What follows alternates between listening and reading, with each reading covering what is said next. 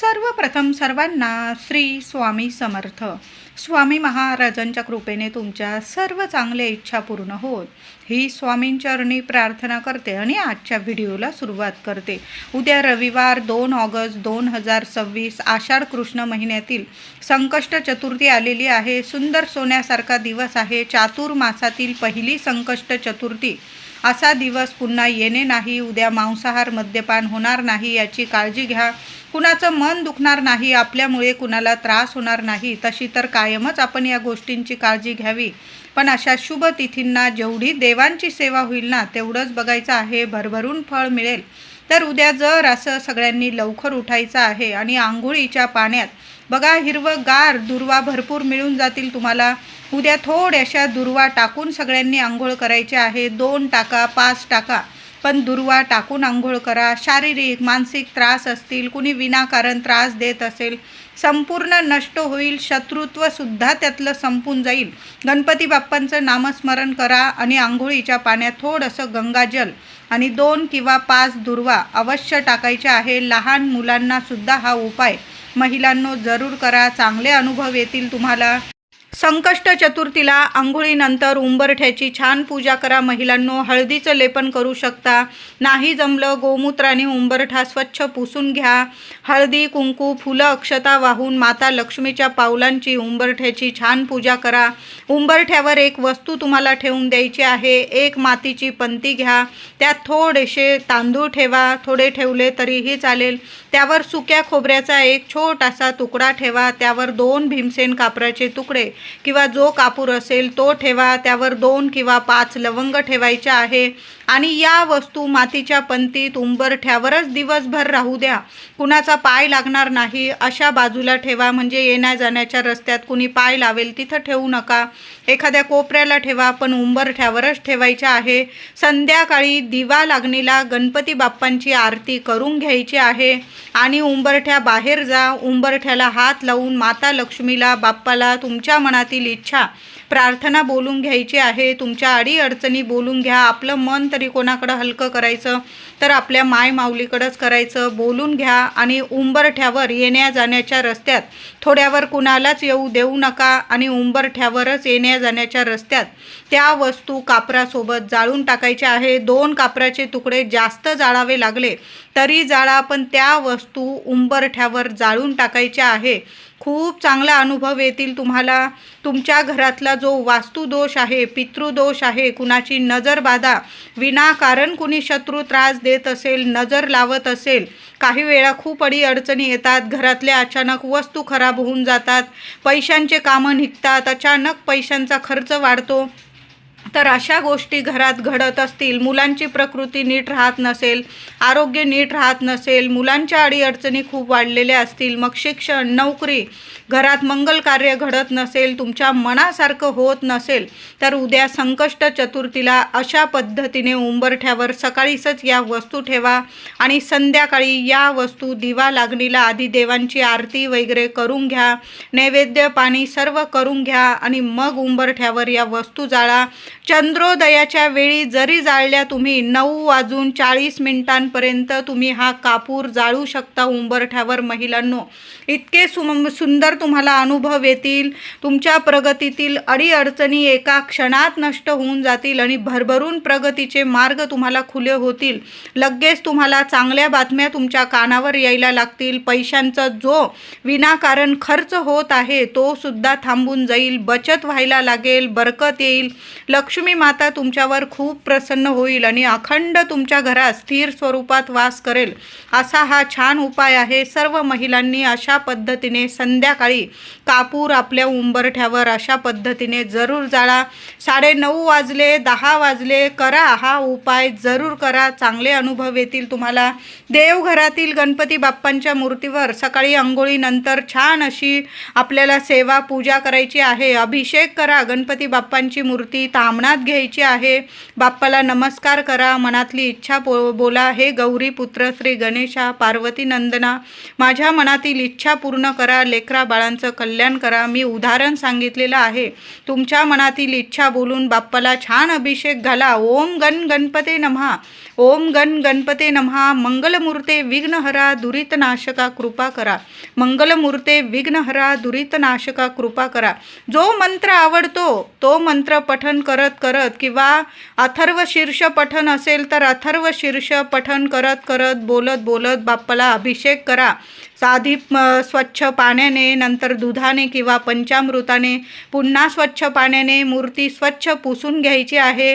तांदळाची रास करा किंवा जास्तीत जास्त दुर्वा असतील, दुर्वाचं आसन करून बाप्पाला स्थापन करायचं आहे. बाप्पांना ओलं हळदी कुंकू ओलं करून घ्या, अष्टगंध ओलं करून घ्या किंवा चंदन असेल तुमच्याकडं लाल पिवळं ओलं करून घ्यायचं आहे. बाप्पांना तुम्हाला गंध लावायचा आहे, हळदी कुंकवाचा किंवा अष्टगंधाचा ओला गंध लावायचा आहे. नंतर हळदी कुंकू फुलं अक्षता वाहून बाप्पांची पंचोपचार पूजा करायची आहे. बाप्पांना प्रत्येकाने उद्या 21 दुर्वांची जुडी जरूर अर्पण करा. प्रत्येकाने घरात 4 लोक असो 5, प्रत्येकाने स्वतःच्या हाताने बनवा. बघा, ही सेवा जेव्हा करतो ना, आयुष्यभर पुरते, भरभरून आपल्याला सेवेचं फळ मिळतं. कधीच कुठलं संकट गणपती बाप्पा आपल्यावर येऊ देत नाही. वरच्या वर संकट मुक्त करत असतात. चिंतामणी आहे, सर्व चिंता दूर करता, विघ्नहर्ता आहे, कुठलं विघ्न फिरकू देत नाही आपल्यावर. म्हणून गणपती बाप्पांना जेवढ्या दुर्वा अर्पण करता येईल ना, उद्या जरूर करा. महिलांनो, दुर्वांची जुडी किंवा माझे दादा असतील, दुर्वांची जुडी उजव्या हातात घ्यावी. आपल्या मनातील इच्छा बोलावी. तुम्हाला नसेल इच्छा बोलायची, किमान 21 वेळा ओम गण गणपते नमः, ओम गण गणपते नमः मंत्र जपा आणि गणपती बाप्पांना ती दुर्वांची जुडी अर्पण करायची आहे. महिलांनी बाप्पाला हळदी कुंकू अर्पण करा. स्वतःचे कपाळी हळदी कुंकू लावा. दुर्वांच्या जुडीला मागील देठाला सुद्धा थोडंसं हळदी कुंकू लावा आणि मग तुमची इच्छा बोलून मंत्र जपून गणपती बाप्पाला दुर्वांची जुडी अर्पण करा. उद्या एक का होईना लाल जास्वंद, रक्त लंबोदर आहे गणपती बाप्पा. लाल जास्वंद बाप्पाला खूप प्रिय आहे. तुम्ही जास्वंदाचं एखादं फूल गणपती बाप्पांच्या चरणी जरूर अर्पण करा. दोन्ही वेळेला गणपती बाप्पांना नैवेद्य दाखवा. महिलांनो, सकाळी गूळ खोबऱ्याचा नैवेद्य दाखवा. संध्याकाळी तुम्ही त्याच गूळ खोबऱ्याचे मोदक बनवू शकता, पण दोन्ही वेळेला गणपती बाप्पाला नैवेद्य जरूर दाखवा. गूळ खोबरं बाप्पाला खूप प्रसन्न करतो. जेव्हा नैवेद्य दाखवाल ना, त्या नैवेद्यावर सुद्धा थोड्या का होईना 2-5 दुर्वा जरूर ठेवा.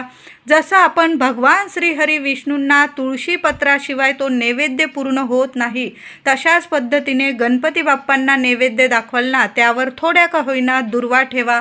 तुमच्या सर्व इच्छा मनोकामना गणपती बाप्पा पूर्ण करतील आणि तुमचा नैवेद्य लगेच स्वीकारतील. म्हणून भगवान श्रीहरी विष्णूंची सेवा करतो ना, जशा पद्धतीने नैवेद्यावर तुळशीचं पान ठेवतो, तशाच पद्धतीने गणपती बाप्पांना मोदकांचा गूळ खोबऱ्याचा नैवेद्य दाखवताना त्यावर थोड्या का होईना दुर्वा जरूर ठेवत जा. खूप सुंदर अनुभव येतील तुम्हाला.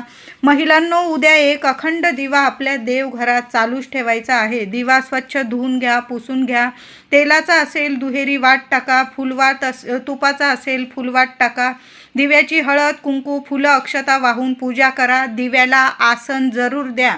दिव्याखाली थोड्याशा तांदूळ ठेवा अख्खे, किंवा थोड्याशा फुलांच्या पाकळ्या ठेवल्या चालेल. तुमच्या मनातील इच्छा बाप्पाला सांगा आणि मग दिवा प्रज्वलित करा.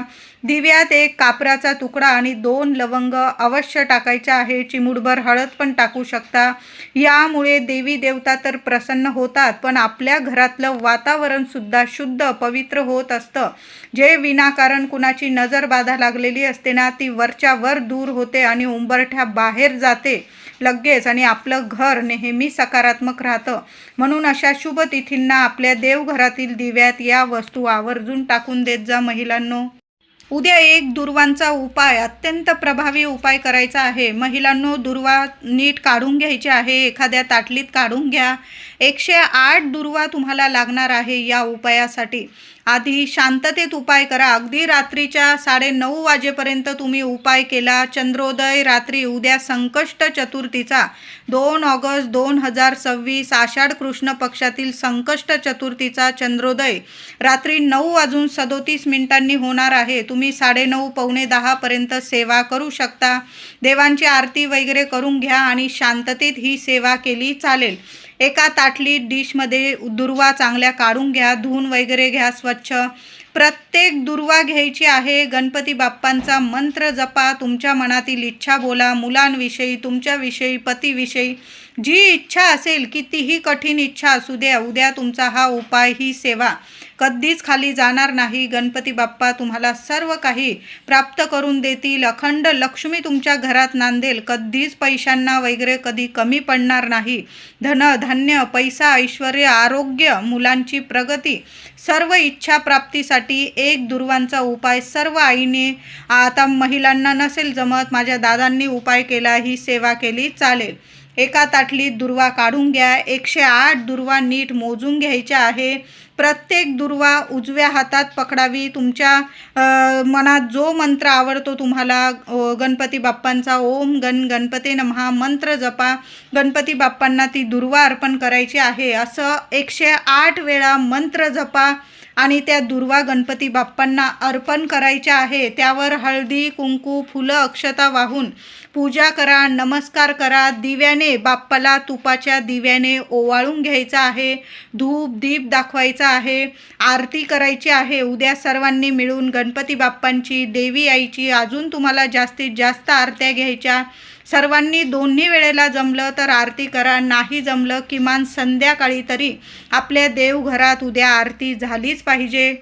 आणि हा 108 दुर्वांचा उपाय अगदी साधा सोपा उपाय आहे. सगळीकडं दुर्वा बघा, इतकं आनंदमय वातावरण आहे. आषाढ महिन्यातील संकष्ट चतुर्थी आहे. हिरवंगार झालेलं आहे बाहेर. सर्वांना दुर्वा मिळून जातील.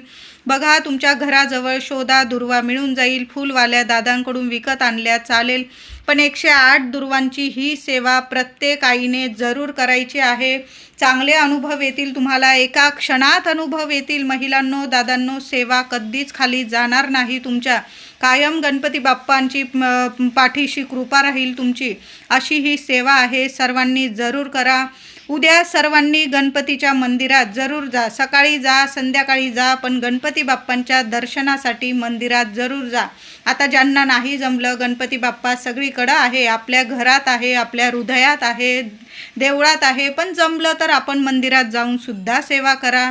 बाप्पाला नारळ किंवा गूळ खोबरं, मोदक, जो तुम्हाला नैवेद्य आवडेल ना, तो बाप्पाला घेऊन जा. दुर्वा घेऊन जा, जास्वंद घेऊन जा. गणपती बाप्पांचं मनोभावे दर्शन करा. मनातली इच्छा सांगा बाप्पाला. आणि महिलांनो, झालंच तर गणपती बाप्पांजवळ एखादा गाईच्या तुपाचा दिवा लावता आला. तुमच्या घराजवळ मंदिर असेल, आपण तीर्थक्षेत्री जातो, तिथं तर आपल्याला लांबून दर्शन होतं, पण तुमच्या घराजवळ जर मंदिर असेल आणि तिथं तुम्हाला जाता येत असेल बाप्पांजवळ, तर तिथं मंदिरात एखाद्या कोपऱ्याला तुम्ही बाप्पांचं नामस्मरण करा, मंत्र जपा आणि तुमची इच्छा बोलून गाईच्या तुपाचा दिवा बाप्पांसमोर उद्या जरूर लावा. मातीची पंती घेऊन गेला चालेल, त्यात फुलवाट टाकून घेऊन जा. 2 मिनटं जरी चालला ना, पण बघा किती सुंदर बाप्पांसमोर आपण संकष्ट चतुर्थीला जी आई दिवा प्रज्वलित करते ना, त्या माऊलीवर गौरी मातेची, साक्षात महालक्ष्मीची कृपा राहते आणि तिच्या घरात कधीच कशाला कमी पडू देत नाही. गणपती बाप्पा आहे, गौरी पुत्र आहे. गौरी मातेचं नामस्मरण करा, गणपती बाप्पांचं नामस्मरण करा आणि असा एक दिवा उद्या गणपतीच्या मंदिरात लावता आला ना, तर जरूर लावा महिलांनो. उद्या सर्वांनी मंदिरात किंवा घरात बसून आपल्या घरात शांततेत सेवा केली चालेल. 11 वेळा अथर्व शीर्ष पठण करायचं आहे. सर्वांनी करा. 11 वेळा श्री गणपती स्तोत्र पठण करायचं आहे. मुलांकडून सुद्धा ही सेवा करून घ्यायची आहे. आपण जेव्हा ही सेवा करतो ना, मुलं आपोआप येऊन बसतात आई वडिलांजवळ आणि सेवा करतात. आणि बघा, मुलं इतके संस्कारी होतात. बाप्पा बुद्धीचे नायक आहे. बाप्पा बुद्धीचे देवता आहे. रिद्धी सिद्धी बुद्धीचे देवता आहे. गणपती बाप्पांची ही सेवा मुलांकडून दर संकष्ट चतुर्थीला. तसं तर रोज मुलांकडून अथर्व शीर्ष हळूहळू पठण करून घ्या. मुलांचं पठण होऊन जाईल आणि मुलांना सांगायची पण गरज पडणार नाही. विनायक चतुर्थी असू दे, शुक्ल पक्षातील, कृष्ण पक्षातील, संकष्ट चतुर्थी, मुलं जातात हात जोडून नमस्कार करून गणपती बाप्पांसमोर. जी मुलं अथर्व शीर्ष बोलतात ना, बाप्पा त्यांना इतकं यश प्रगती मिळवून देतात ना.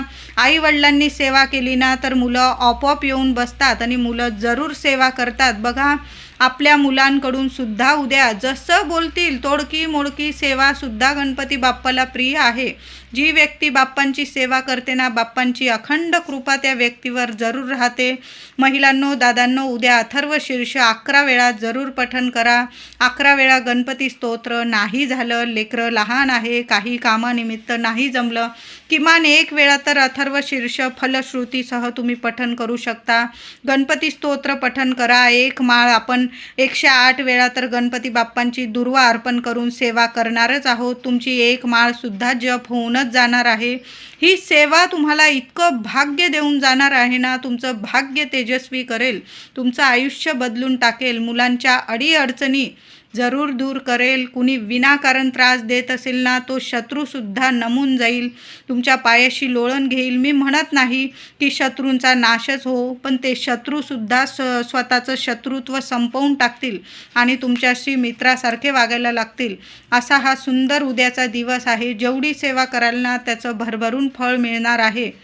उद्या बाप्पाला गुळाचा, गूळ खोबऱ्याचा, मोदकांचा, लाडूंचा, तुम्हाला जो नैवेद्य आवडेल ना तो गणपती बाप्पांना आवडीचा नैवेद्य जरूर दाखवा. नाही जमलं, गुळाचा, गूळ खोबऱ्याचा नैवेद्य जरी दाखवला ना तरीही चालेल.